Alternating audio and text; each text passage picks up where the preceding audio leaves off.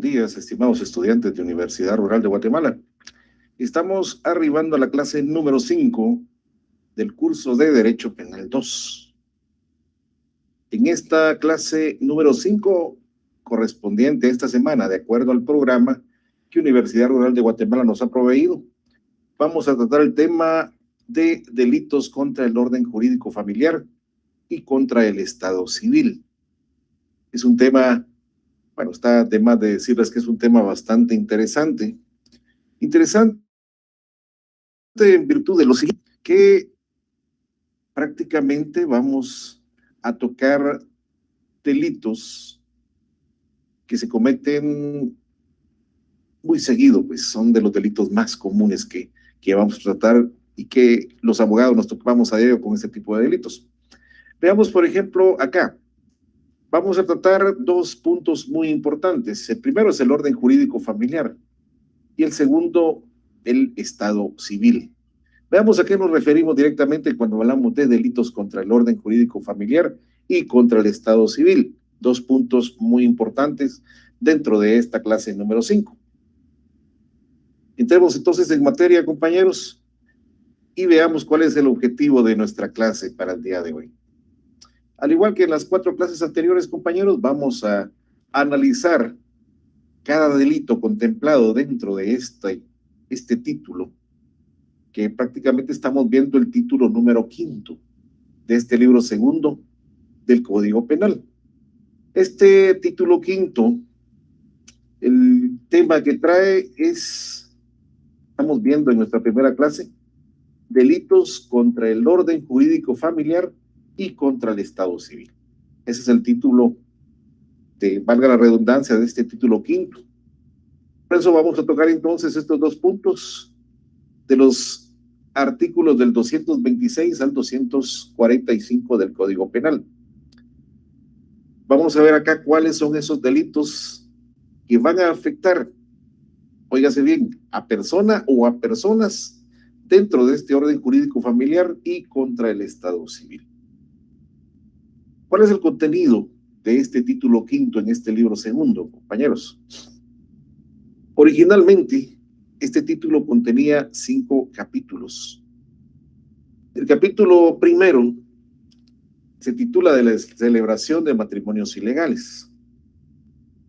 El capítulo segundo, del adulterio y concubinato. El capítulo tercero, del incesto. El capítulo cuarto, de los delitos contra el Estado civil. Y el capítulo quinto, del incumplimiento de deberes. Pero a partir de la creación del decreto 9-2009, referente a la ley contra la violencia sexual, explotación y trata de personas, ese es el decreto 9-2009, vale la redundancia, del año 2009, cuando se crea esta ley contra la violencia sexual, explotación y trata de personas, que prácticamente viene a complementarse y ya está implícita en los códigos penales recientes. Si usted maneja un código penal reciente, ya tiene implícita dentro de su código penal esta ley contra la violencia sexual, explotación y trata de personas, decreto 9-2009.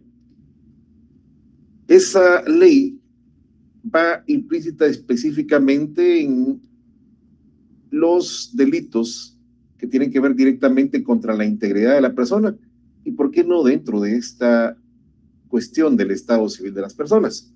Por eso es que esa ley, ese decreto 9-2009, deroga prácticamente todos los artículos contenidos en el capítulo 2 y el capítulo 3, ambos tocando el tema, el primero, el capítulo segundo, derogado del adulterio y concubinato, y el capítulo tercero del incesto.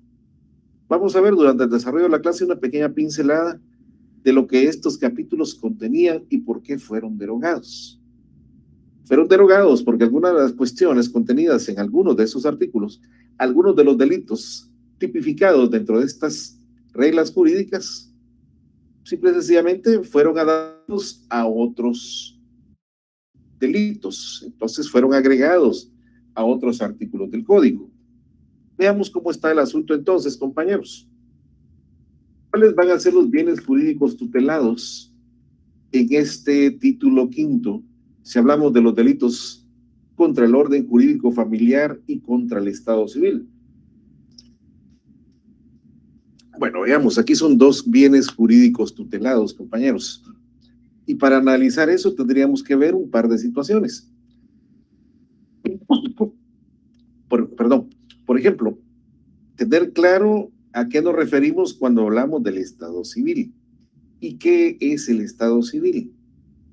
Cuando el Estado civil es la situación en que se encuentra el hombre. Ojo, aquí en este concepto que es de tanto, está combinado tanto de Guillermo Cabanelas como del diccionario de la Real Academia Española. Yo combiné aquí este concepto, compañeros. Solo estoy combinando. Prácticamente estoy tomando casi de una forma literal el concepto de Guillermo Cabanelas con respecto al Estado civil. Pero este concepto nos dice que la situación, el Estado civil, perdón, es la situación en que se encuentra el hombre dentro de la sociedad.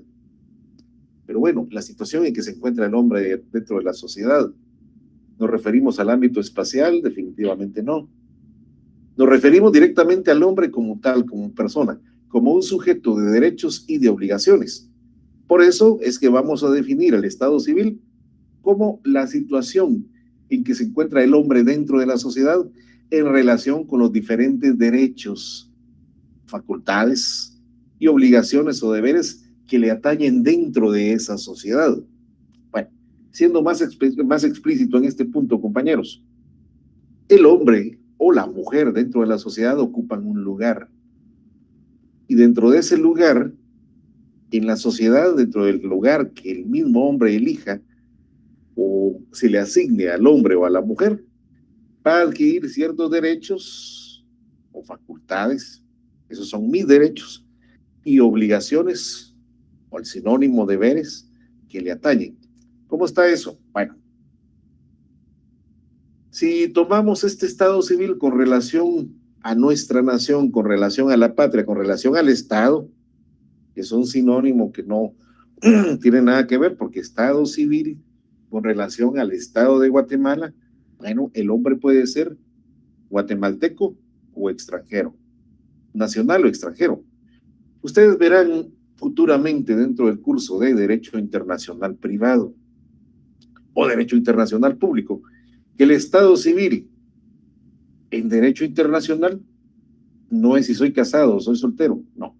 El Estado civil en Derecho Internacional, compañeros, es si soy nacional o extranjero. ¿Cuál sería mi estado civil en Derecho Internacional? Mi estado civil, soy guatemalteco. Ese es mi estado civil. Eso es con relación al Estado. ¿Soy nacional o soy extranjero? ¿Qué hay con relación al derecho de familia? ¿Cuál es mi estado civil? Bueno, la ley denomina estado civil a la relación que el hombre tenga con respecto a sí mismo, con respecto a su familia. En este caso, mi estado civil, yo soy casado. Otro estado civil existente es soltero. Hay personas que dicen soy unido o viudo. Bueno, esas palabras existen por la costumbre, mas no están reguladas como un estado civil. El Código Civil de Guatemala solo regula dos estados civiles, casado o soltero. ¿Qué indica eso? Que una persona unida, de hecho, un hombre y una mujer, pues continúa manteniendo el estatus de solteros. ¿Qué pasa si, bueno, dicen la ley claramente regula la unión de hecho? Tiene razón, se regula la unión de hecho y de hecho nos dan varios requisitos para que esa unión de hecho adquiera un estatus de legalidad dentro del orden jurídico familiar guatemalteco. Bueno, está bien, está bien. Pero la persona no adquiere el estatus de casado, porque el estatus de casado únicamente se adquiere a través del vínculo jurídico legal del matrimonio, nada más. ¿Una persona tiene unión de hecho? Sí. ¿La ley permite que la unión de hecho pueda ser regulada por ley? Sí. ¿El Código Civil de Guatemala permite que una unión de hecho pueda ser registrada? Sí lo permite. Entonces, ¿por qué el estado civil de la persona no cambia con la unión de hecho? Sencillo, porque la misma ley lo dice, es una unión de hecho. Un hombre y una mujer conviven de forma maridable, forman una familia, tienen hijos, pero hasta ahí. ¿Y tiene facultades parecidas a la del matrimonio? Sí, pero no llega al nivel del matrimonio como para poder cambiar un estado civil. Así de sencillo. Así que una persona unida de hecho conserva su estatus de soltería. ¿Qué pasa con una persona viuda? Bueno, la ley es clara al decir que el matrimonio puede anularse por el divorcio o bien termina con la muerte de alguno de los cónyuges. El viudo, se terminó el matrimonio, adquiere nuevamente su estatus de soltero. Así que únicamente hay dos estados civiles, casado o soltero. Pero si hablamos de otros estados civiles, pero estos son estados de obligación con respecto a la familia, bueno, yo puedo ser padre, usted puede ser madre, o puedo ser hijo. También ese es un estado civil. Nos estamos refiriendo acá directamente a la capacidad legal, la capacidad de goce o la capacidad de ejercicio, cosa que ustedes también ya aprendieron en derecho civil, porque existe una capacidad de goce que la adquieren todas las personas nacidas en territorio guatemalteco a través de sus derechos y a través de los derechos que la misma ley le asigna, como por ejemplo los hijos son menores de edad, pero adquieren derechos con respecto a los padres y los padres adquieren obligaciones con relación a los hijos. Ese es un punto del Estado civil en Guatemala. Y ojo, ya estamos tocando también algo del orden jurídico familiar. ¿Cómo está eso? Bueno, terminemos con respecto al Estado civil. Si hablamos desde el punto de la persona física como tal, la ley también dice que una persona puede ser capaz o incapaz. ¿A qué se refiere con capacidad? Bueno, regresemos un poco a derecho civil. Si hablamos de la capacidad de una persona, existe la capacidad de goce y la capacidad de ejercicio. La capacidad de goce, pues es todo aquello que la persona ya adquiere como un derecho dado por la misma ley para poder ser sujeto, en este caso, de derechos. Pero debido a su estatus, ejemplo, un menor no puede ser sujeto de obligaciones. Ahí estamos con eso. Un menor puede ser incapaz, sí puede ser incapaz con respecto a algunas funciones que ya son dadas con la capacidad de ejercicio, que de acuerdo a nuestro Código Civil se adquiere con la mayoría de edad. ¿Cuál es la mayoría de edad en Guatemala? El Código Civil regula que son los 18 años en adelante. Allá una persona tiene capacidad de ejercicio, cosa que un menor no puede. ¿Qué pasa con otro tipo de discapacidad, que una persona no sea capaz? Bueno, se le va a denominar incapaz cuando tenga alguna afección mental que no le permite desempeñarse por sí mismo o alguna incapacidad física que también no le permita desempeñarse por sí mismo. Ese sería el estado civil, compañeros. Pero ¿qué hay del orden jurídico familiar? Bueno, si hablamos que el estado civil tiene su origen en hechos jurídicos, para esos hechos jurídicos tienen que ser comprobables. Y como un hecho jurídico referente al estado civil es comprobable. Ejemplo, un nacimiento, alguien nació de repente en alguna aldea y fue asistido por el parto por una comadrona, que es la que está dando fe a través de la constancia, porque una comadrona tiene que estar debidamente y legalmente registrada ante la dirección de salud del área donde resida o el centro de salud, si es el caso de un municipio. La comadrona está debidamente registrada y de hecho hasta ya manejan su sello y algunos formularios para que puedan extender la constancia de un nacimiento. Pero, siendo ese un hecho jurídico, tiene que ser comprobable. ¿Cómo va a ser este comprobable? Bueno, ahorita vamos a mencionar eso, pero ¿qué hay de un matrimonio? Ese es un hecho jurídico ya realizado con capacidad de ejercicio, donde de acuerdo al artículo 78 del Código Civil, es una institución social por medio de la cual un hombre y una mujer se unen con ánimo de permanencia y con el fin de vivir juntos. Pero ¿cómo se comprueba este matrimonio? Vamos a tocar algo del matrimonio más adelante, pero en este momento estamos tocando el estado civil y Ojo, estoy tocando que el Estado familiar, estamos tratando de mencionar que el orden jurídico familiar va a girar en torno al Estado civil, en torno a los hechos jurídicos originados por ese cambio de ese Estado civil, o que por mandato de ley, el Estado civil está regulado por reglas de derecho. Entonces, a eso nos referimos con el orden jurídico familiar. Es la legalidad que envuelve el Estado civil. A eso nos referimos con el orden jurídico familiar. La legalidad que envuelve todos los hechos jurídicos que tienen que ver con el Estado civil. Entonces, perdón, si decimos que todo hecho jurídico tiene su origen, pero debe ser comprobable. ¿Cómo comprobamos? Un nacimiento, un matrimonio. Pues bueno, hablábamos de la comadrona, esa constancia de la comadrona no es suficiente. El acta que levanta un notario o el alcalde municipal en un matrimonio no es suficiente. Debe existir una inscripción en el Registro Nacional de las Personas. Esto de acuerdo a la ley del Registro Nacional de las Personas. Entonces, todo hecho jurídico que conlleva una modificación al Estado civil debe ser inscrito en el Registro Nacional de las Personas y por lo tanto es comprobable únicamente con las constancias respectivas. ¿Qué constancias? Emitidas por el ente rector, que es el Registro Nacional de las Personas, por sus siglas RENAP. Entonces, todo Estado civil tiene que ser comprobable con las respectivas constancias emitidas por el ente rector RENAP. Si soy soltero, bueno, RENAP me extiende, así se denomina ese documento, constancia de soltería. Si yo me divorcié, debo comprobarlo con un certificado de divorcio. Si soy casado, bueno, mi documento personal de identificación dirá que soy casado. Pero si soy de aquellas personas que me casé y no he ido a cambiar mi documento personal de identificación a RENAP, apareceré en mi documento personal de identificación como soltero. Pero ¿cómo compruebo que soy casado?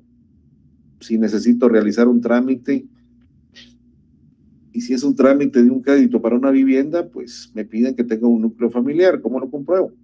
Bueno, con mi certificado, así se llama este documento, la constancia, con mi certificado de matrimonio, extendido directamente por RENAP. Así va a estar el asunto. Eso es con respecto al Estado civil, compañeros.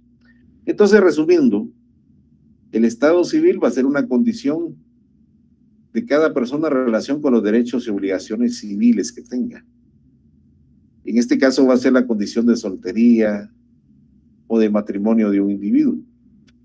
El Estado civil entonces ha de definirse jurídicamente como el atributo de la personalidad referido a la posición que una persona ocupa.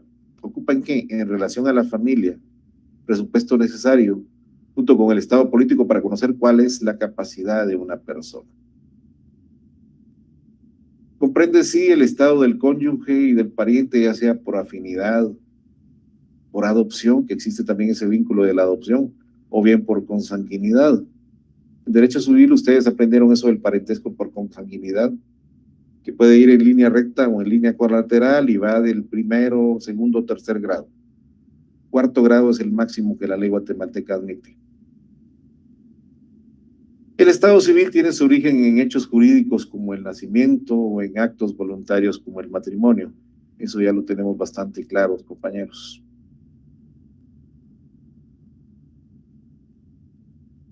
Muy bien, ya teniendo claro esto, compañeros, ya teniendo claro qué es el Estado civil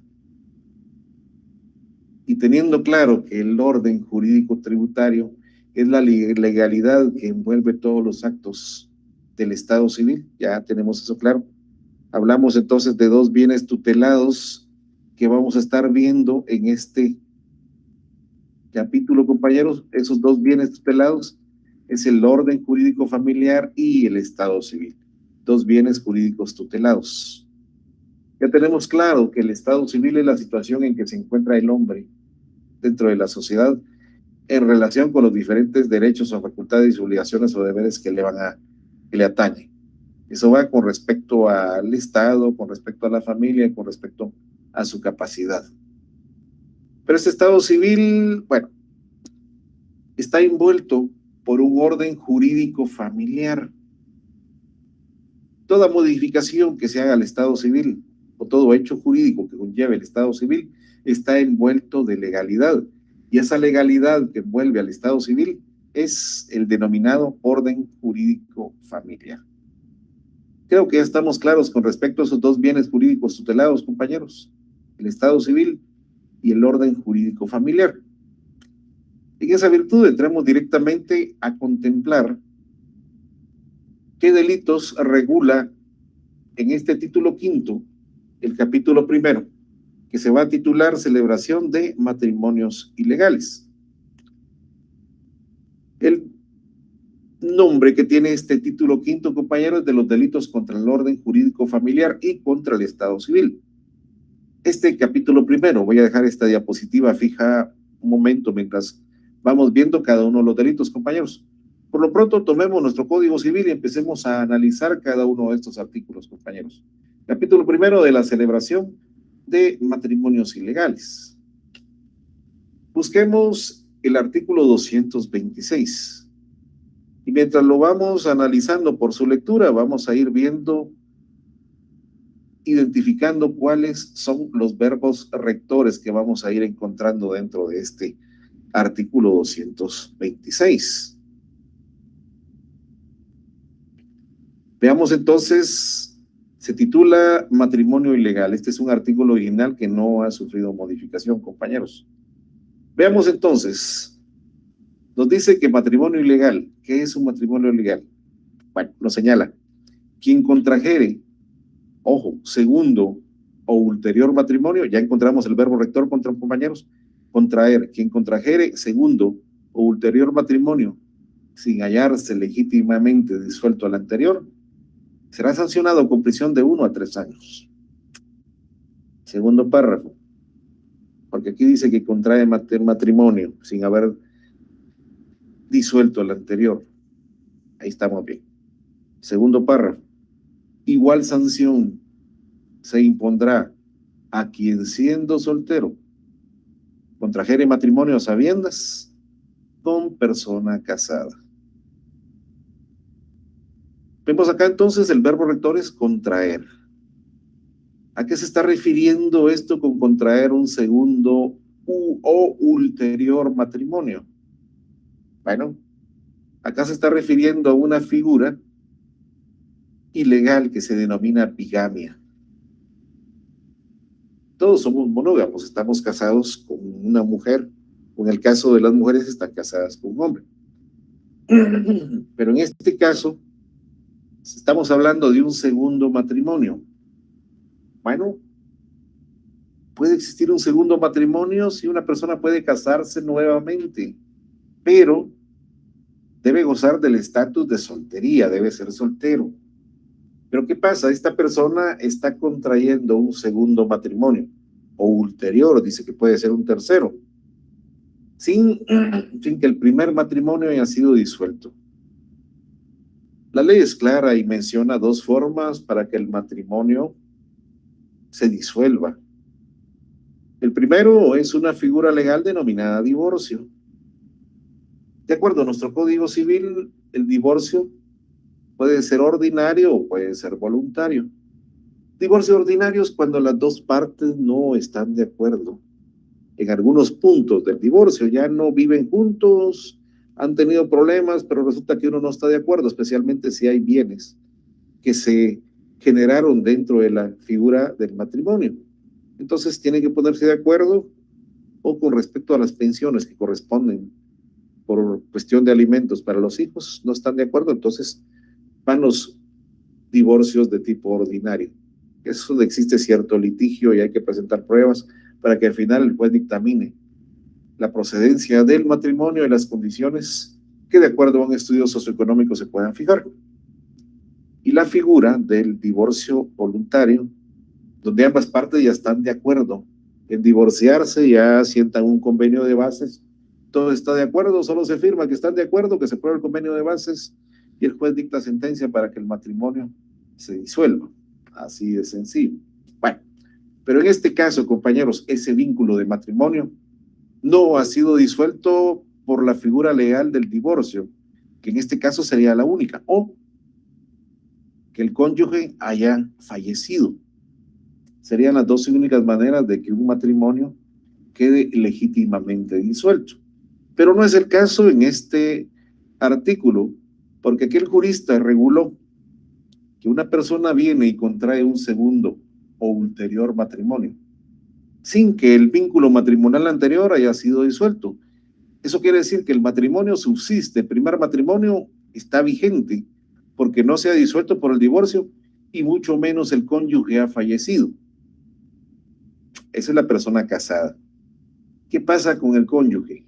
Bueno, el segundo párrafo dice que igual sanción se impondrá, aunque la otra persona sea soltera, pero que esté contrayendo matrimonio a sabiendas que está contrayendo matrimonio con una persona que aún está legalmente casada, que está unida por el vínculo del matrimonio con otra persona. Notemos entonces, acá este artículo nos está dando dos modalidades. La primera, una persona casada está contrayendo matrimonio con una persona soltera que no sabe que es casado. Y la segunda modalidad, una persona casada está casándose, segundo matrimonio, con una persona soltera que sí sabe que está casado. Aquí estamos ante un caso de bigamia y lo que está causando la nulidad absoluta es un matrimonio anterior válido y subsistente de uno de los cónyuges contrayentes o bien de los dos cónyuges contrayentes. Notemos que acá entonces el presupuesto necesario para que se pueda tipificar este delito como tal es la existencia de un matrimonio anterior que no esté judicialmente disuelto. Si bien la bigamia no está contemplada como delito, compañeros, pero doctrinariamente es una figura aplicable cuando se menciona este delito. ¿Qué pasa si la persona ya está divorciada, compañeros? O, como pasa en nuestro orden jurídico familiar, la persona ya tramitó su divorcio, pero aún no ha sido inscrito en el Registro Nacional de las Personas. ¿Qué pasaría en un caso de estos? Recurrimos a ver la fecha de la sentencia, compañeros, porque recordemos que el hecho jurídico nace a la vida en determinado momento y su inscripción ya es de mero trámite. Ejemplo, un bebé que nace, un bebé puede nacer el 25 de julio, pero la ley de RENAP, que es la ley específica en este caso, nos da 30 días para poder realizar esa inscripción. El bebé nació el 25 de julio, lo estamos escribiendo el 15 de agosto. ¿Es válida la inscripción? Es válida.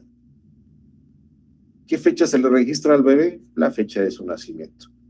De igual manera, el divorcio nacerá a la vida en el momento en que el juez dictamine que ese divorcio es procedente. Simple y sencillamente no ha sido inscrito en RENAP, ¿procede un matrimonio? Sí procede, compañeros. Simple y sencillamente para que el matrimonio sea inscrito en RENAP, primero debe inscribirse el divorcio. Pero el divorcio ya está aprobado por un juez competente. Ejemplo, hoy estamos a fecha 14 de agosto. El juez dictaminó que la persona estaba legalmente divorciada con la sentencia que fue emitida el día viernes y ya nos entregaron la resolución.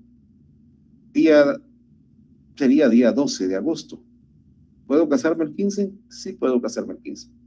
Pero debo cumplir con el requisito primero de registrar la sentencia de divorcio en el Registro Nacional de las Personas para poder inscribir posteriormente mi matrimonio. Entonces, en este caso es distinto, pero en este caso no ha habido tal proceso de divorcio, compañeros. Por lo tanto, el matrimonio anterior no ha sido disuelto y se está contrayendo un segundo matrimonio. Entonces, acá, compañeros, terminamos. La acción consiste en contraer un segundo matrimonio, celebrándolo con todas las formalidades legales necesarias. Aunque, claro, por ser un segundo matrimonio, sin estar judicialmente disuelto al anterior, será completamente nulo. ¿Qué cosas sirven para terminar de tipificar este delito, compañeros? Bueno, también es necesario que el sujeto activo, en este caso el delincuente, sepa que su matrimonio anterior no está judicialmente disuelto y a pesar de ello está contrayendo otro matrimonio. Terminemos entonces, compañeros, acá y apliquemos la tipificación de este delito. El verbo rector lo encontramos, lo localizamos, es contraer. El sujeto activo, el delincuente, cualquier persona que esté todavía casada. El sujeto pasivo, sea la víctima, puede ser cualquier persona soltera. Además puede ser el otro cónyuge del matrimonio no disuelto. O sea, puede ser un sujeto pasivo también. Pero aquí conservaría ambos estatus. Pero bueno, refirámonos directamente a una persona soltera que pueda saber que la persona esté casada y sin embargo se está casando, o la otra modalidad, que no sepa que está casado. El bien jurídico tutelado, compañeros, que estamos violando acá, no es el estado civil, es el orden jurídico familiar. ¿Por qué? Porque se está creando un acto que no puede ser inscrito dentro de este orden jurídico familiar y no es legal. Una persona casada no puede volverse a unir en matrimonio, un segundo patrimonio, no se puede. El elemento interno de este delito, conciencia de que el vínculo anterior aún no está disuelto. El elemento material, contraer un segundo matrimonio, sabiendo que el matrimonio anterior aún está vigente. Y la conducta, pues, acordémonos, compañeros, hay dos tipos de conducta, de acción o de omisión. En este caso, pues no hay omisión porque no se está ignorando ningún parámetro, es una conducta de acción. Veamos ahora el artículo 227, compañeros, de nuestro Código Penal y vayamos a otro delito regulado que es la ocultación de impedimento. Este también es un artículo original y nos dice, compañeros, ¿quiénes? Verbo rector, contraer, contrajeren matrimonio, sabiendo que existe impedimento que causa su nulidad absoluta, serán sancionados con prisión de 2 a 5 años. Igual sanción se aplicará a quien contrajere matrimonio, sabiendo que existe impedimento que causa su nulidad absoluta y ocultar esta circunstancia al otro contrayente. También nos está dando dos modalidades, compañeros, porque acá ya hablamos en plural. El artículo anterior de un matrimonio legal hablaba en singular, ¿quién? Acá ya para la ocultación de impedimento, el artículo 227, noten ustedes, nos habla en plural. ¿Quiénes contrajeren matrimonio? Se refiere a los dos cónyuges, sabiendo que existe impedimento que causa su nulidad absoluta, prisión de 2 a 5 años. Y nos da otra modalidad, igual sanción se aplicará a quién, aquí ya vamos en singular, contrajere matrimonio, sabiendo que existe impedimento que causa su nulidad absoluta y ocultare, aquí hay otro verbo rector, ocultar esa circunstancia al otro contrayente. Entonces aquí hay dos modalidades, compañeros.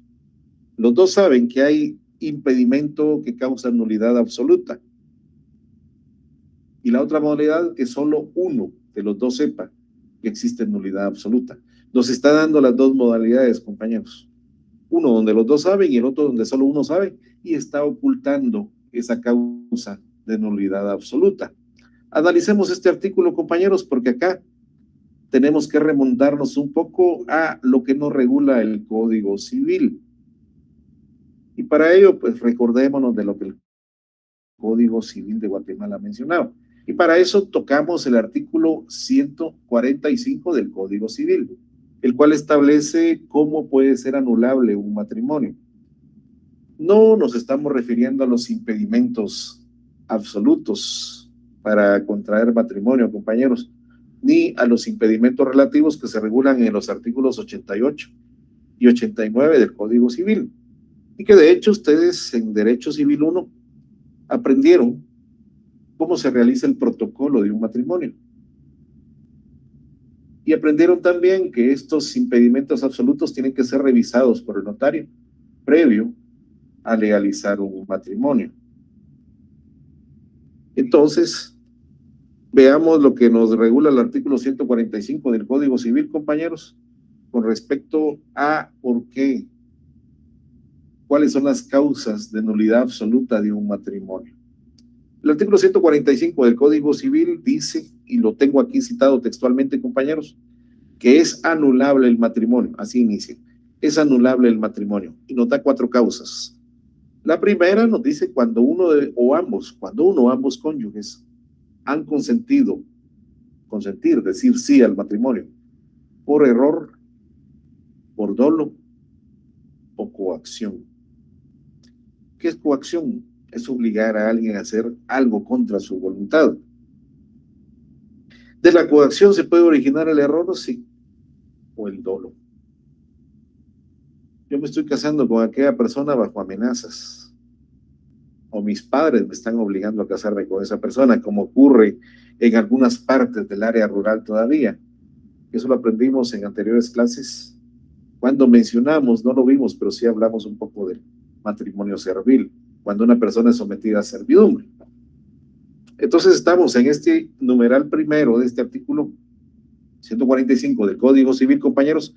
Lo estamos tocando porque tiene mucha relación con este delito que estamos viendo en este momento, que es la ocultación de impedimento.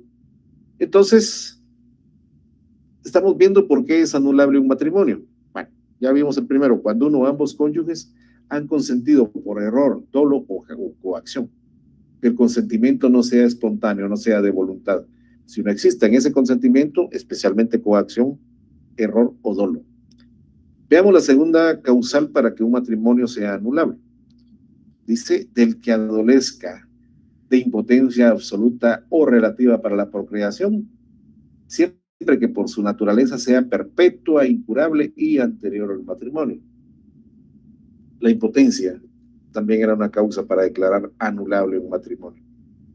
Siempre que esta impotencia fuere anterior al matrimonio y no tuviera curación. La tercera causal, de cualquier persona que padezca incapacidad mental al celebrarlo. De cualquier persona que padezca incapacidad mental al celebrarlo. Y la cuarta, del autor, cómplice o encubridor de la muerte de un cónyuge con el cónyuge sobreviviente. Esas eran las 4 causales. Nos llama la atención la primera, especialmente cuando nos dice que puede haber coacción. Y la número 4, cuando el asesino o el homicida se está casando con el cónyuge sobreviviente. Juan vino y mató a Pedro, y María era la esposa de Pedro. Y Juan no solo mató a Pedro, sino que después viene y se casa con María. A eso se refiere la causal cuarta, del autor, cómplice o encubridor de la muerte de un cónyuge con el cónyuge sobreviviente. Bueno, notemos acá entonces, compañeros, aquí este artículo, cuando habla de ocultación de impedimentos, objetivamente se está refiriendo a la acción, y esta acción pues es contraer matrimonio. En otras palabras, el matrimonio tiene que haber sido celebrado con todos los requisitos que la ley exige para que nazca la vida jurídica y resulte formalmente válido.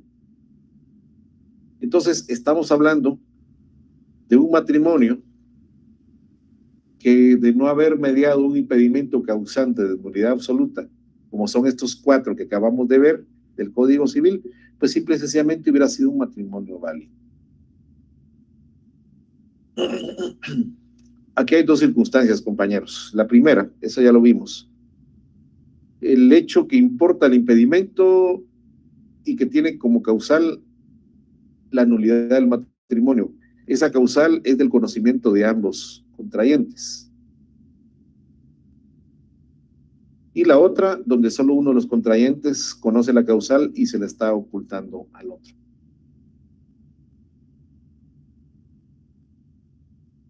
Si existe ese impedimento, ellos, y hay conocimiento, no podrían casarse. Pero si se están casando, las 2 modalidades, sabiendo que existe causa de anulación absoluta del matrimonio, y otra donde solo uno sabe, pero la está ocultando. Analicemos el artículo entonces, compañeros, para poderlo tipificar. Encontramos 2 verbos rectores. La primera es contraer y el segundo verbo rector es ocultar. El sujeto activo, el delincuente, es cualquier persona que conozca el impedimento o que conociéndolo lo oculte. Aquí pueden ser ambos o puede ser solo uno. El sujeto pasivo, bueno, la víctima va a ser la persona que desconozca el impedimento. El bien jurídico tutelado, nuevamente el orden jurídico familiar, compañeros. El elemento interno, conciencia de que existe impedimento, o bien ocultar ese impedimento. El elemento material, ya hablamos aquí en tiempo presente, contraer matrimonio, sabiendo que existe impedimento que va a causar su nulidad. Y la conducta, pues si repasamos las conductas, compañeros, de acción u omisión, esta es una conducta de acción. Veamos el siguiente artículo, el 228, y ahí vamos a ver otro delito que es la simulación. También es un artículo original, compañeros, del código, no ha sufrido reformas. Y se nos dice que la simulación, ¿qué es la simulación? Ojo, dice, quien engañando, verbo rector entonces va a ser engañar, quien engañando a una persona simulare, otro verbo rector, simular, quien engañando a una persona simulare matrimonio con ella, será sancionado con prisión de 1 a 4 años. Con igual pena serán sancionados quienes con ánimo de lucro, otro propósito ilícito o con daño a tercero contrajeren matrimonio exclusivamente para cualquiera de esos efectos sin perjuicio de las otras responsabilidades que pudieran derivarse de su acción. Bueno, ya vimos primeramente, compañero, la celebración de un matrimonio ilegal, es una figura. Ya vimos la ocultación de impedimento, es otra figura. Ahora estamos ante otra, compañeros, que es la simulación. ¿Y en qué consiste la simulación? Bueno, estamos viéndolo acá en engañar a una persona, simulando un matrimonio. ¿Cómo está eso entonces? Bueno, acá el verbo rector es engañar, compañeros. Y lo que se está penando acá es el engaño a una persona. O sea, una persona está engañando a otra persona con el hecho de simular un matrimonio con ella. O sea, ojo, contrario a lo que sucede en el artículo 226, que habla de un matrimonio ilegal. Contrario a lo que sucede en el artículo 227, que habla de una ocultación de impedimento. En esas dos figuras existe la celebración de un matrimonio que si no fuera por esas causas fuera válido. Pero en este caso, ojo compañeros, no se está celebrando un matrimonio, se está simulando, se está fingiendo, se está actuando un matrimonio. Entonces no se está celebrando un matrimonio, solo se está simulando.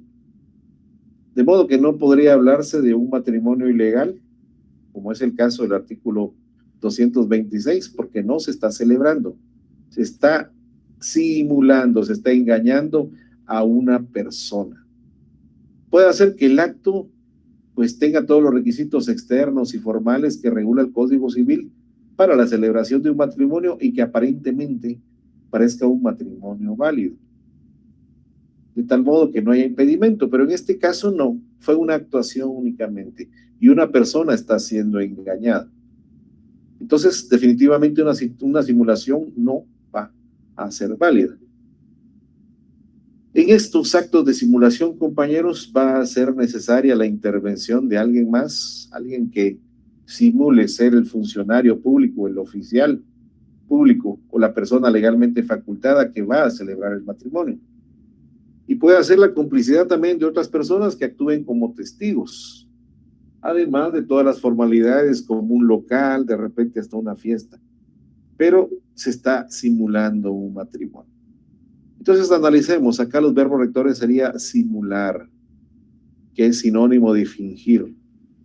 O sea, se está fingiendo el matrimonio. Y acá, compañeros, este artículo de simulación también nos da dos presupuestos en que este delito puede cometerse, este delito de simulación. La primera, pues va a ser simular, va a ser fingir un matrimonio. Y la segunda, compañeros, va a ser fingir el matrimonio con el fin de obtener un beneficio de tipo económico. Hay dos modalidades. Simular el matrimonio, simple y sencillamente, puede hacer que alguien engañe a una mujer muy hermosa y para aprovecharse de ella, simule un matrimonio. Alguien viene de Estados Unidos, enamora a esa persona, simula un matrimonio con ella, regresa a Estados Unidos y solo se aprovechó. disfrutó de esa belleza y se fue. Esa es una modalidad. La segunda, fingir el matrimonio con el fin de obtener un beneficio de tipo económico. Alguien se casa con una persona de grandes recursos, recibe grandes dádivas, recibe una herencia adelantada, etcétera, le regalan una cantidad de dinero en el momento de casarse, como pasa con las familias poderosas de Guatemala, que los regalos ya no son físicos, sino son en efectivo, etcétera. Hay un montón de cosas que pueden pasar.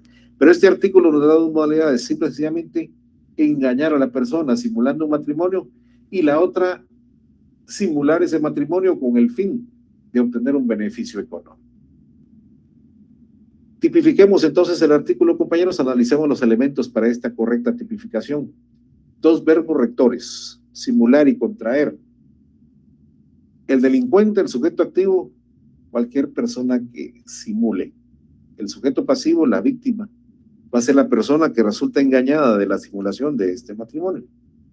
El elemento interno es como pensar a futuro. La acción no se ha realizado, compañeros, pero el elemento interno que se generó en la mente del delincuente va a ser la conciencia, la voluntad de simular y engañar. El elemento material, ya cuando el delito está consumado, es engañar a una persona simulando matrimonio con ella, o bien contraer matrimonio con ánimo de lucro u otro propósito ilícito. Y la conducta, pues, recordemos las dos conductas, de acción u omisión. Esta es una conducta de acción. Artículo 229, si usted tiene su código actualizado, fue derogado, y el artículo 229 se refería a inobservancia de plazos, compañeros. Pero qué bueno que haya sido derogado, porque noten lo que ese artículo mencionaba: la viuda que contrajere matrimonio antes de transcurrido el plazo señalado en el Código Civil para que pueda contraer nuevas nupcias, será sancionada con multa de 100 a 500 quetzales. Algo dedicado exclusivamente a la mujer y no al hombre. El hombre sí podía enviudar, que tampoco le ponían ese plazo, solo a la mujer, entonces eso era ilegal. Violaba el derecho humano regulado en la Constitución, el derecho humano a la igualdad, porque solo la mujer tenía una sanción por inobservar un plazo, enviudaba y tenía que esperar un tiempo que el Código Civil ordenaba para volverse a casar. No, por eso ese artículo 229, que se consideraba un delito, simple y sencillamente porque una viuda no esperara el plazo que el Código Civil decía y se volvía a casar con otra persona, se le imponía una submulta. Ilegal. Bueno, ya en una sociedad moderna eso es ilegal. Por eso el artículo 229 fue derogado, compañeros. ¿Qué pasa con el artículo 230? Ahí hablamos de otra figura, es la número 4 de nuestra diapositiva, compañeros, la celebración ilegal. Si tiene su código penal, compañeros, por favor, aprendamos a leer. Como abogados vamos a tener que estar leyendo seguido, y especialmente quienes más adelante se van a dedicar al derecho penal, que es el derecho, con todo respeto para los otros colegas y otras especializaciones, de los mejor pagados en Guatemala. ¿Por qué razón? Porque muchos de los bienes jurídicos que se tutelan por parte del Estado, por ejemplo, el derecho a la vida o el derecho a la libertad, y que es violado por otra persona, todos los delitos y la mayoría de delitos contemplan penas de prisión. ¿Qué es la prisión? La privación de la libertad de una persona. Y ojo, la libertad como tal no tiene precio. Por eso una persona no va a dudar en pagarle a usted una buena cantidad económica de acuerdo a lo que usted requiera de honorarios para evitar ser condenada y estar en prisión, que su libertad se pierda. O sea, la libertad no tiene precio, y las personas pues valoran eso, que la libertad no tiene precio, y por muy sencilla que una persona sea, no va a escatimar esfuerzo para pagarle a usted sus honorarios. ¿Qué pasa con el derecho penal?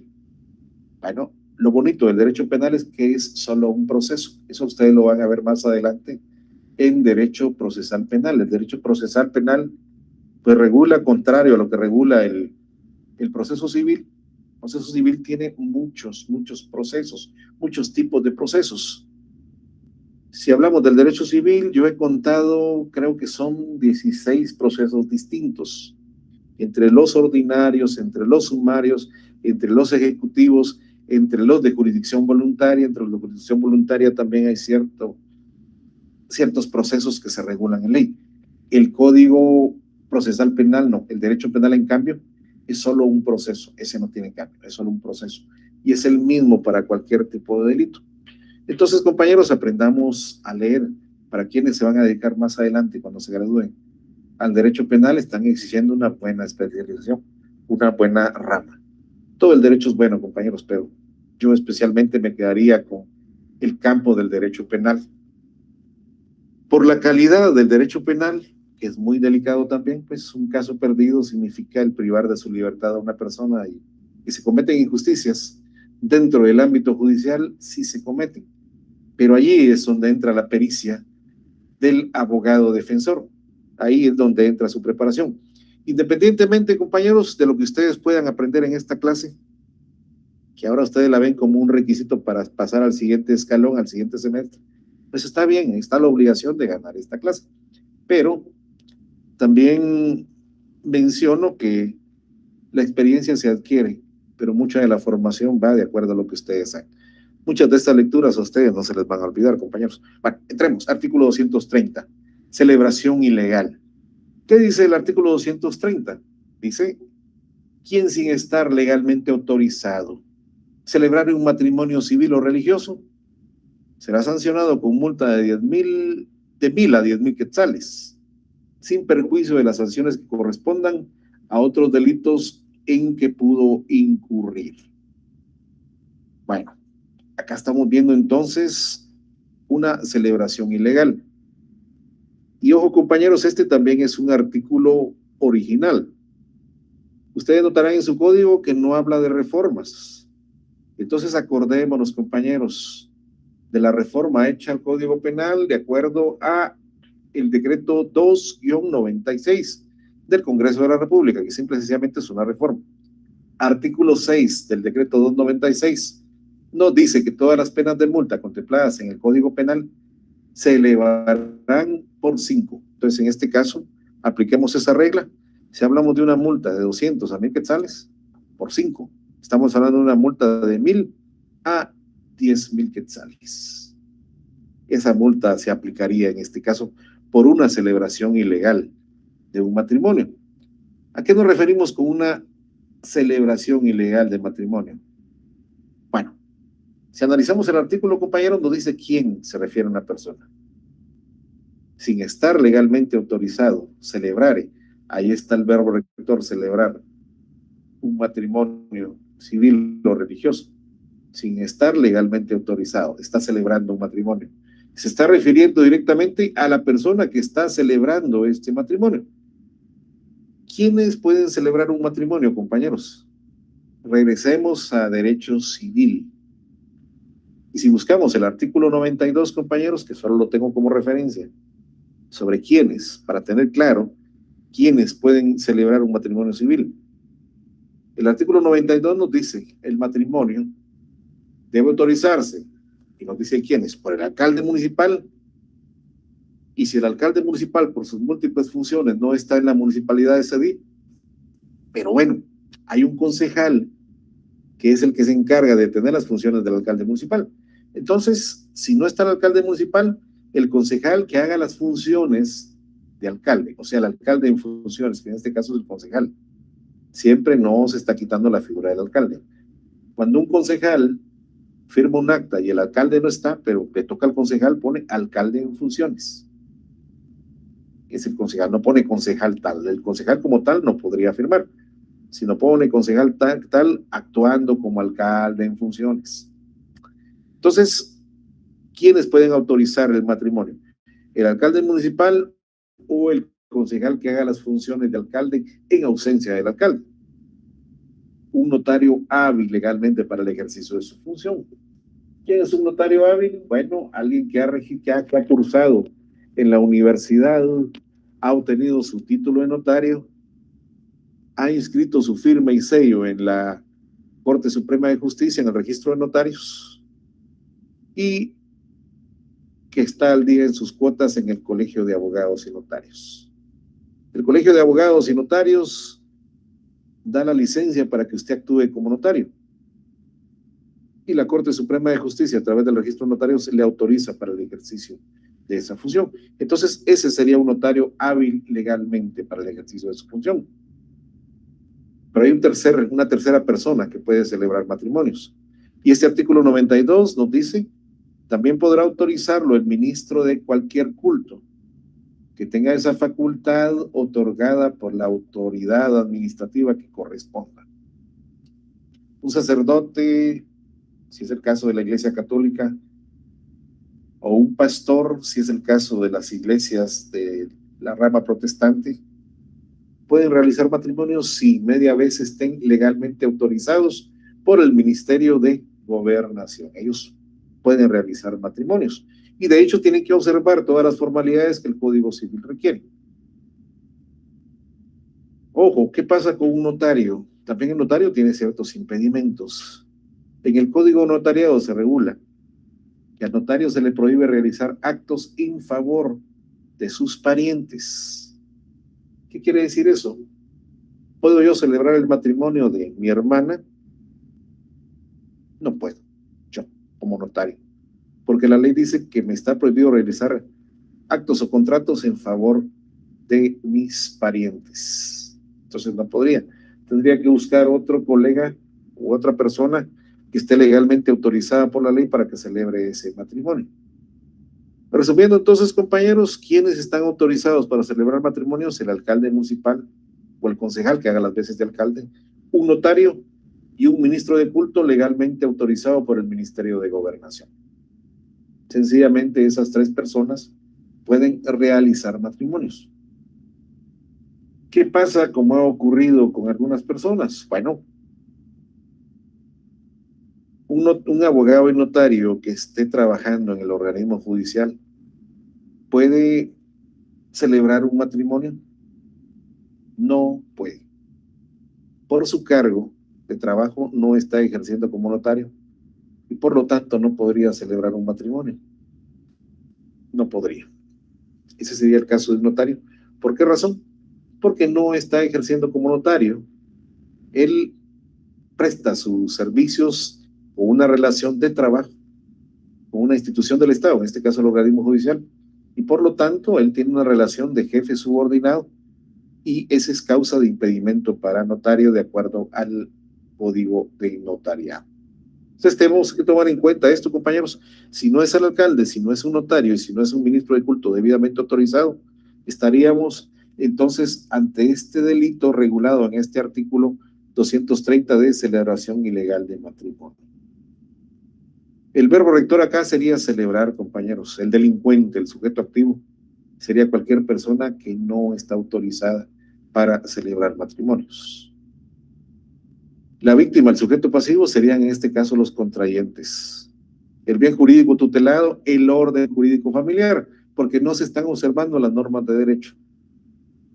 El elemento interno, la voluntad de usurpar una calidad, en este caso, de persona autorizada para celebrar un matrimonio. El elemento material, celebrar un matrimonio civil o religioso sin estar autorizado. Y la conducta, pues, es una conducta de acción, compañeros. Veamos el siguiente artículo, que es la responsabilidad de los representantes. Este es el artículo 231, compañeros, y simple y sencillamente dice, el tutor o protutor que antes, no vamos a ir desmenuzando este artículo, compañeros, y viendo los verbos rectores y el elemento interno, el elemento material. El tutor o protutor que antes de la aprobación legal de sus cuentas, ojo, nos da un momento, antes de haberse aprobado las cuentas, aprobación legal de cuentas, verbo rector, contraer, contrajere matrimonio, o prestare, otro verbo rector, prestar su consentimiento para que lo contraigan sus hijos o descendientes con la persona que tuviere o hubiere tenido bajo su tutela, a no ser que el padre de este le haya autorizado, será sancionado con multa de 200 a 2,000 quetzales. Aplicación de la regla contenida en el artículo 6 del decreto 296, compañeros. Esta sanción de multa multiplicada por 5 va de 1,000 quetzales a 10,000 quetzales. Pero analicemos entonces qué nos dice acá este artículo directamente, compañeros. Porque nos está hablando acá de contraer matrimonio antes de un momento. La acción acá entonces consiste que el tutor, ¿qué es el tutor, compañero? Una figura de derecho civil de una persona que tiene a su cargo a un menor o un incapaz y se encarga del cuidado de sus bienes. Lo mismo que el protutor es una segunda figura legal. La acción consiste entonces en que el tutor, el protutor, al encargado del tutor o protutor se le denomina pupilo, compañeros. Entonces aquí dice, la acción consiste, la acción regulada en el artículo, consiste en que el tutor, el protutor, contraiga matrimonio, notamos, o preste su consentimiento para que contraiga matrimonio cualquiera de sus hijos con la persona que tenga o haya tenido bajo su tutela, con su pupilo, sin haber sido legalmente aprobadas sus cuentas. O sea, hay condiciones, compañeros. Si las cuentas ya han sido legalmente aprobadas, ¿podría proceder este matrimonio? Sí, porque ya no hay responsabilidad de representantes. Si ustedes notan, este artículo nos pone claramente estas dos condiciones. Si no ha existido aprobación legal de las cuentas, no se puede casar. Pero también abre la puerta, a no ser que el padre del pupilo lo haya autorizado. Noten, si obra autorización entonces del padre del pupilo, de la persona que el tutor tenga bajo su tutela, sí se puede casar aunque las cuentas no hayan sido aprobadas legalmente. Si estas cuentas ya fueron aprobadas legalmente, ¿puede contraer matrimonio? Sí. Simple y sencillamente nos dice, si las cuentas no han sido aprobadas legalmente, el tutor o protutor no puede contraer matrimonio con su pupilo o alguno de sus descendientes, tampoco puede contraer matrimonio con este pupilo. Verbo rector de este artículo, compañeros, contraer, prestar. El sujeto activo, el delincuente, el tutor, el protutor, sus hijos o descendientes, media vez no se hayan aprobado legalmente las cuentas de los bienes que el tutor tiene a su cargo bajo la tutela de este pupilo. El sujeto pasivo, pues prácticamente el pupilo, que va a ser el otro cónyuge que hubiera tenido bajo su tutela, su pupilo. El bien jurídico tutelado, el orden jurídico familiar. ¿Pero por qué el orden jurídico familiar acá, compañeros? ¿Por qué el orden jurídico familiar si estamos hablando de cuentas que no tienen nada que ver con la persona? Bien. Si hablamos del estado civil, compañeros, recordamos que es la posición que una persona ocupa dentro de la sociedad y que lo hace sujeto de derechos y obligaciones. En este caso, el tutor es una figura legal contemplada en el derecho civil y es parte de su estado civil. Hay una responsabilidad, en este caso, de bienes. Hay una relación estado civil, recordemos, relación casado, soltero, padre, hijo. En este caso, tutor, pupilo. Esa es la relación que va a existir. Por eso es que el bien jurídico tutelado es el orden jurídico familiar. El elemento interno, la conciencia del impedimento y ocultación de ese impedimento. El elemento material, el contraer matrimonio con el pupilo sin la aprobación legal de sus cuentas.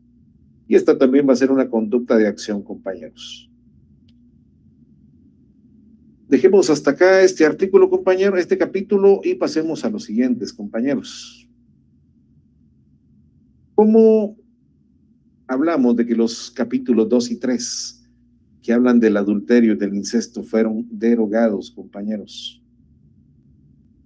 Esos artículos del código fueron declarados inconstitucionales. Por ejemplo, el capítulo 2, que se titulaba del adulterio y concubinato, se declaró inconstitucional en el año 1996. ¿Por qué razón, compañeros? Porque prácticamente este artículo, al hablar de adulterio, se lo dedicaba a la mujer. Imagínense. Solo miren una pincelada así rapidita, compañeros, artículo 232. Decía este artículo: comete adulterio la mujer casada que yace con varón que no sea su marido y quien yace con ella sabiendo que es casada, aunque después se declare nulo el matrimonio. Pero tenía directamente dedicatoria para la mujer.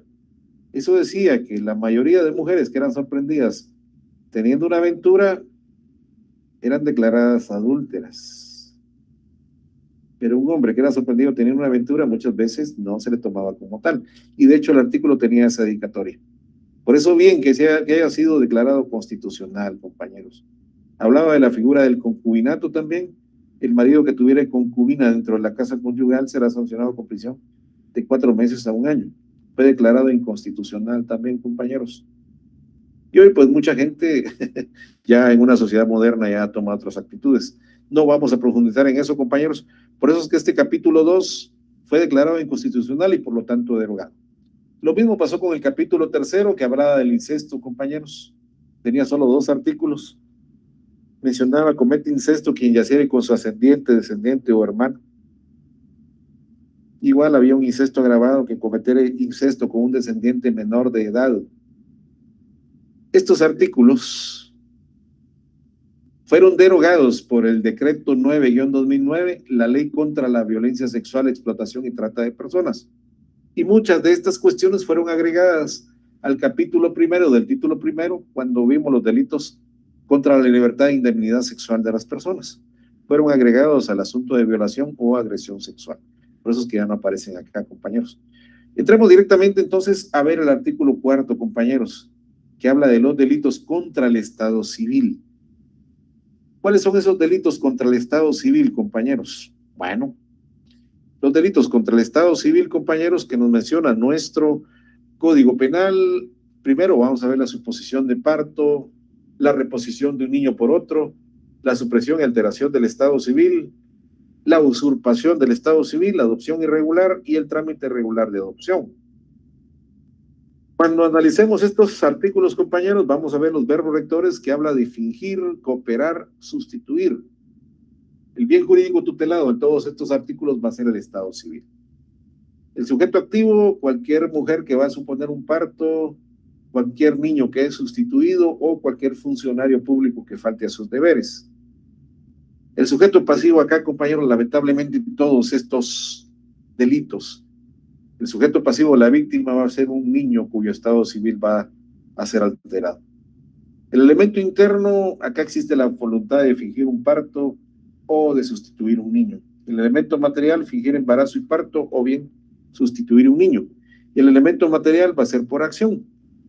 Vamos a analizar entonces en esto, compañeros, qué nos regulan estos artículos para que la ley tenga como bien jurídico tutelado el Estado civil. Veamos el artículo 238 cuando hablamos de una suposición de parto. Este artículo también fue reformado por la Ley contra la Violencia Sexual, Explotación y Trata de Personas, decreto 9-2009. Y nos dice: quien finja un embarazo o parto para obtener para sí o tercera persona derechos que no le correspondan, será sancionado con prisión de 3 a 5 años y multa de 10,000 a 100,000 quetzales. Por ser el decreto 9-2009, posterior a la reforma hecha por el artículo 2 del año 1996, decreto 2-96, artículo 6, perdón, esta multa es real, compañeros. Esta no tiene modificación. ¿Quién más puede ser sancionada por una suposición de parto? Continúa el segundo párrafo: el médico, personal de enfermería o comadronas que coopere con la ejecución de este delito, además de la pena impuesta. Ojo, el médico, el personal de enfermería o la comadrona, además de la prisión de 3 a 5 años, además de la multa, será sancionada con la inhabilitación especial para el ejercicio de su profesión por el doble de la pena impuesta. Imagínense ustedes. Si le colocan 3 años de prisión, 6 años inhabilitado, y si le ponen los 5 años, 10 años sin poder ser médico, enfermera o comadrona. ¿En qué consiste este delito entonces, compañeros, cuando hablamos del delito de suposición de parto? Bueno, aquí es simular, ese es el verbo rector. Simular haber dado a luz a un niño vivo.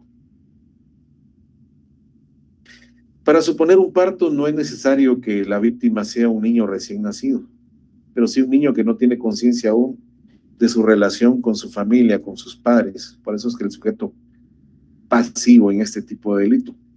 Este delito se va a consumar con la inscripción del nacimiento de este niño en el Registro Nacional de las Personas.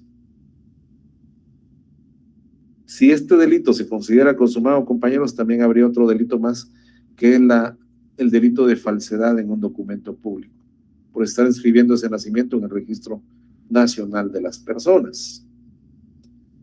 Verbo rector, entonces acá, compañeros, fingir, cooperar.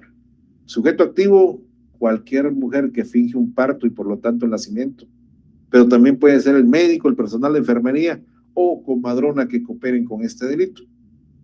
El sujeto pasivo, un menor de edad, un niño cuyo estado civil se va a alterar suponiéndolo hijo de otra persona que no es su madre o de un hombre que no va a ser su padre. El bien jurídico tutelado, lógicamente el estado civil. El elemento interno, la voluntad de fingir y suponer un parto. El elemento material, que una mujer finja su embarazo y el parto para obtener derechos que no le corresponden. Veamos el artículo 239, compañeros, ahí vemos la sustitución de un niño por otro. Y este artículo suena más grosero, compañeros, pero es un delito. Si está regulado es porque ha ocurrido. También fue reformado por la ley contra la explotación sexual, contra la violencia sexual, explotación y trata de personas. Decreto 9-2009, y nos dice, quien sustituya a un recién nacido por otro será sancionado con prisión de 8 años y multa de 100,000 a 500,000 quetzales. Sustituir un niño por otros, compañeros. Aquí la acción consiste claramente en un cambio de niños. No importa el sexo. O puede ser que sustituyan un niño vivo por un niño que ha muerto. Aquí la conducta típica sería que los dos niños estén muertos, pero bueno, no se ha dado el caso. Aquí la conducta es un dolo que no importando cuál es el motivo, se sustituye un niño por otro. La ley no es clara, puede ser que alguien no quería una niña y pida que se la sustituyan por un varón, o le nace un niño enfermo y pida que se lo sustituyan por un niño sano. O sea, pueden darse un montón de situaciones, compañeros. Una madre que no esté satisfecha porque le nació un niño con síndrome de Down, por ejemplo, o un niño sin una pierna y se lo cambian por otro. Aquí la consecuencia es el cambio de familia. Es el cambio, la sustitución de un niño por otro, lo cual constituye otro tipo de filiación. En fin, hay un montón de cuestiones, compañeros. Si analizamos la tipificación de este delito, porque bueno, no me cabe en la mente que se puedan dar este tipo de prácticas, compañeros, pero se han dado, por eso están reguladas dentro del Código Penal, de hecho, hasta con reforma sufrida en el año 2009, porque es un delito que se da, no me cabe a mí en la mente que se den este tipo de situaciones en nuestro ámbito, pero se dan, por eso está regulado ese delito. ¿Cómo lo tipificamos? El verbo rector acá es sustituir. El sujeto activo, cualquier persona que se preste, el delincuente puede ser cualquier persona que se preste a cambiar un niño por otro. El sujeto pasivo, los niños, pues se puede tratar de dos niños vivos. El bien jurídico tutelado, el estado civil. El elemento interno, la voluntad de sustituir un recién nacido por otro. El elemento material, sustituir a un recién nacido por otro. Y el delito, pues es un delito de acción. Veamos el siguiente artículo, compañeros, cuando hablamos de supresión y alteración del estado civil. ¿A qué se refiere esta supresión y alteración del estado civil? También este artículo fue reformado por la Ley contra la Violencia Sexual, Explotación y Trata de Personas, Decreto 9-2009. Y nos dice, cuando hablamos de la supresión y alteración del estado civil, que será sancionado con prisión de 5 a 8 años y multa de 100,000 a 500,000 quetzales. ¿Quién dice? Falsamente denunciar y decir inscribir en el registro de personas cualquier hecho que cree o altera el estado civil de una persona, o que a sabiendas se aprovechara de la inscripción falsa. Esa es la primera. La segunda, ocultar o expusiera a un hijo con el propósito de hacerlo perder sus derechos o su estado civil. Y la tercera, inscribir o hacer inscribir un nacimiento inexistente o proporcionar datos falsos de los progenitores. El funcionario público que a sabiendas autorizara escribir un hecho falso en el registro de personas correspondiente será sancionado con prisión de 6 a 10 años e inhabilitación para empleo a cargo público por el doble de la pena impuesta. ¿Cómo podría darse este tipo de delito, compañeros, de la supresión? Bueno, ya nos dan los 3 parámetros: por hacer una inscripción falsa, o bien el extremo de ocultar y exponer a un niño con el propósito de hacerlo perder sus derechos. Cuando hablamos de suprimir el estado civil, estamos hablando de privar a un sujeto por completo de su estado, sin atribuirle otro, compañeros. Lo que importa tanto como creer en él, la ignorancia de ese estado y la imposibilidad total de poderlo probar. Eso podría ocurrir por omisión o por acción. Por omisión, pues, por ejemplo, cuando para ocultar el nacimiento de un recién nacido se omite dar el aviso al registro. Y por acción, compañeros, cuando se suprime el acta donde consta un nacimiento. Y por alterar el estado civil significaría modificarlo. Por ejemplo, sustituir un estado civil por otro, de modo que le estamos dando un estado civil distinto a una persona. Por ejemplo, la persona puede ser soltera y le estamos colocando que está casada. Entonces está modificando su estado civil. Los elementos del verbo rector acá es denunciar, inscribir, ocultar o exponer. Esos son los verbos rectores. El delincuente, cualquier persona o funcionario público, el sujeto activo. La víctima, el sujeto pasivo, cualquier persona mayor o menor de edad. Y el bien jurídico tutelado, pues siempre va a ser el estado civil. El elemento interno, la voluntad de alterar y suprimir el estado civil de una persona. El elemento material, pues falsamente denunciar o inscribir en el registro cualquier hecho que altere el estado civil de la persona. O noten, ocultar o exponer a un hijo, no inscribirlo de repente, con el propósito de que pierdan sus derechos o su estado civil. Este es un delito de acción también, compañeros. Veamos el artículo 241 que habla de la usurpación del estado civil. Y aquí es claro el artículo cuando dice quien usurpare el estado civil de otro será sancionado con prisión de 2 a 5 años. ¿Qué es usurpar el estado civil de otros, compañeros? Este es un artículo original también. Y si fue inscrito, y noten, es bastante pequeño porque dice quien usurpare el estado civil de otro.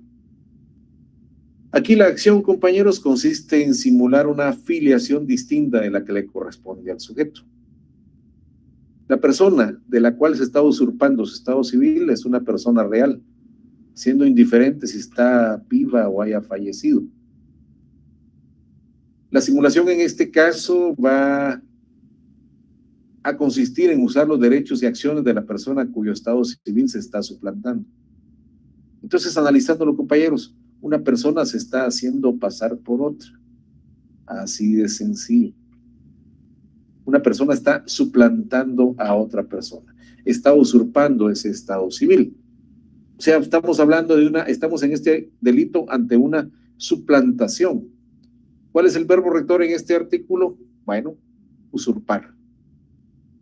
El sujeto activo, el delincuente, cualquier persona que esté usurpando el estado civil de otra, esté suplantando a otra persona. Y el sujeto pasivo, cualquier persona. El bien jurídico tutelado, el estado civil. El elemento interno, la voluntad de usurpar el estado civil de una persona. Y el elemento material, usurpar el estado civil de una persona. La conducta, pues, no es omisión, esta es de acción, compañeros. Veamos el artículo 241, compañeros, 241 bis, que es el que se está agregando. Y en el artículo 241 bis hablamos lo tenemos en el numeral 5, de una adopción irregular. Para comprender esto, compañeros, analicemos qué es adopción. Y nuestro derecho nos dice legalmente, de acuerdo al artículo 2 de la Ley de Adopciones, que la adopción es una institución social de orden público. ¿Qué instituciones conocemos? El matrimonio es una institución, pero entonces la adopción también es una institución social, notemos. De orden público tutelada por el Estado, al igual que el matrimonio es la institución social que conocemos. Muy bien, ya sabemos que la adopción es una institución social de orden público tutelada por el Estado, por la cual una persona toma como hijo propio al hijo biológico de otra persona. Ya sabemos qué es adopción entonces. Pero si hablamos de adopción irregular, compañeros, ¿a qué nos referimos? El artículo menciona quien para obtener la adopción de una persona para sí mismo brinde o prometa a una persona o tercera persona un beneficio económico de cualquier naturaleza, ya apareció entonces, independientemente de que logre su propósito, será sancionado con prisión de 3 a 5 años y una multa de 20,000 a 100,000 quetzales. Teniendo claro entonces que es una adopción irregular, compañeros, que es, como decimos regularmente, pagar porque se nos dé la adopción. Claramente se nos está diciendo acá. Verbo rector entonces, brindar o prometer. Sujeto activo cualquier persona y sujeto pasivo también cualquier persona. Porque acá se está dando esto de pagar por una adopción. ¿Por qué se hizo este artículo, compañeros? Porque en la época del conflicto armado guatemalteco se creó el negocio llamado adopciones, donde se movieron miles y millones de quetzales. Fue una industria bastante promitente lucrativamente para las personas que se dedicaron a ella. Personas de comunidades que fueron arrasadas y que por salir huyendo y proteger a uno de sus hijos dejaban otros hijos perdidos. Bueno, vamos a hablar de un sector, el militar. Se encargaron de recoger a esos niños y entregárselos a gente que se dedicaba a esa mafia de las adopciones, que generó millones de quetzales. Vamos a ver el último artículo de este capítulo, compañeros, que habla de trámite irregular de adopciones. Acá habla de un funcionario público que autorice o inscribe una adopción. El verbo acá es tramitar, autorizar o inscribir y se refiere directamente como sujeto activo al delincuente, a un funcionario. Actualmente, compañeros, existe la ley de adopciones y existe un Consejo Nacional de Adopciones y el trámite de adopciones está centralizado. Por lo tanto, pues estos artículos que fueron agregados por la ley contra la violencia sexual, explotación y trata de personas, pues prácticamente están vigentes para prevenir que ese flagelo de las adopciones irregulares vuelva a darse, aunque con una institución, con una credibilidad como la que goza el Concepto Nacional de Adopciones, pues muy difícil se pueden dar estos artículos de un trámite irregular de adopciones. Entremos a ver el capítulo 5, compañeros, del incumplimiento de deberes, y aquí vamos a tratar, dentro de este artículo, nos menciona únicamente dos delitos: el delito de negación de asistencia económica y el delito de incumplimiento de deberes de asistencia. Este es un delito de los más comunes en Guatemala, compañeros. Delito de negación de asistencia económica es un delito perseguible de oficio por el Ministerio Público y por el cual algunas personas, varones especialmente, van a dar a la cárcel por incumplimiento. ¿En qué consiste el delito? Negación de asistencia económica. Quien estando obligado legalmente a prestar alimentos, un padre, en virtud de sentencia firme o de convenio. Sentencia firme, me divorcié y me fijaron una pensión para cada uno de mis hijos. O convenio.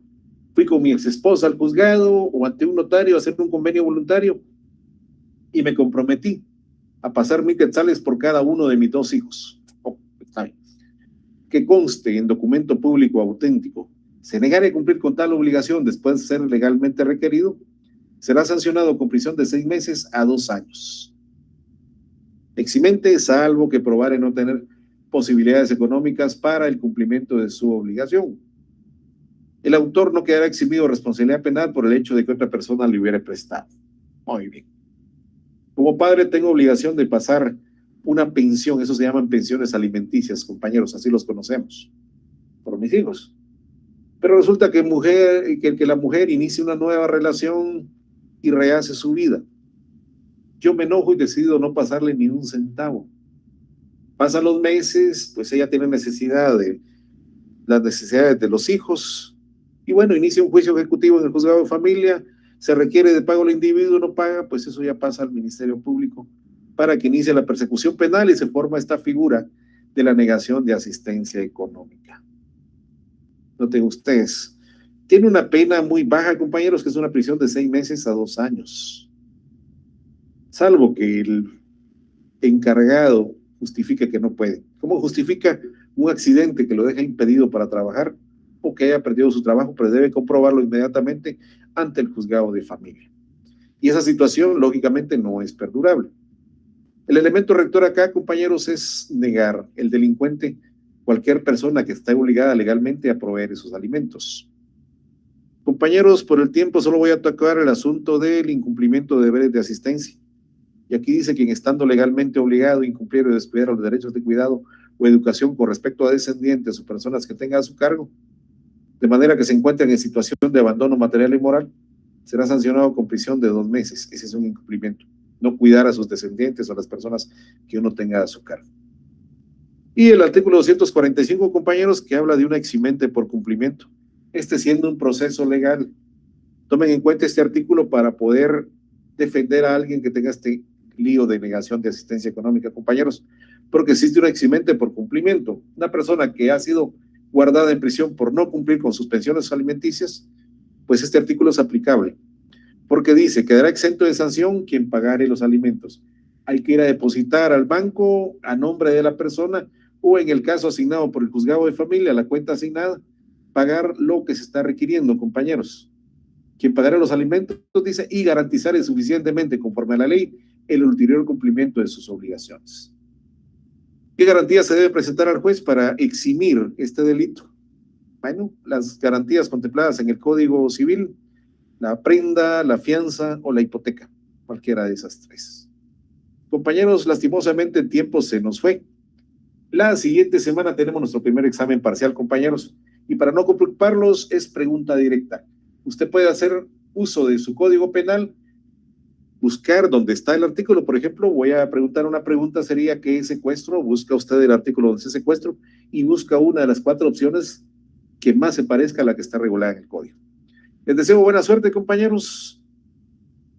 Les deseo un excelente día a todos.